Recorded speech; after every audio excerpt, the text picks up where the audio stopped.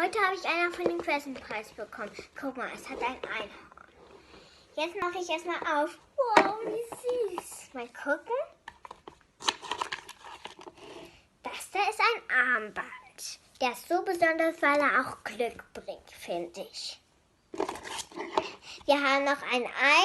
Das werde ich danach aufmachen. Den legt man dann nach unten. Dort gibt es eine Karte. Ich habe die richtige bekommen. Wie cool. Das ist zufälligerweise Mali.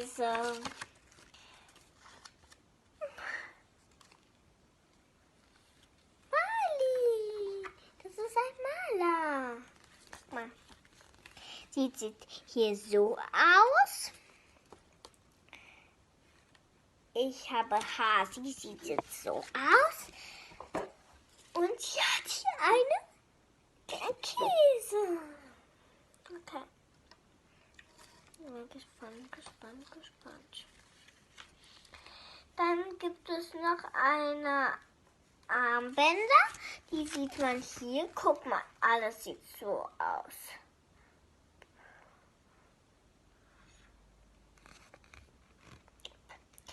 Guck mal, hier bekommt man noch in diesen kleinen Eier einer von denen und noch ein Armband, den habe ich ja. Jetzt machen wir das kleine Tier auf. Hasi sieht schon, sieht schon mal so. Hasi sieht so aus. Halam. So aus. Hasi. Und das ist mal gucken. Sie sieht so.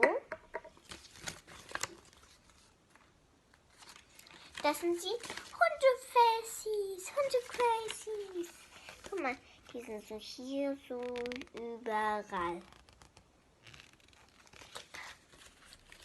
Da finde ich mal für jemanden ganz viel Glück. Jemanden wie euch finde ich ganz viel Glück. Ich finde ganz viel cool. Und es ist wirklich cool.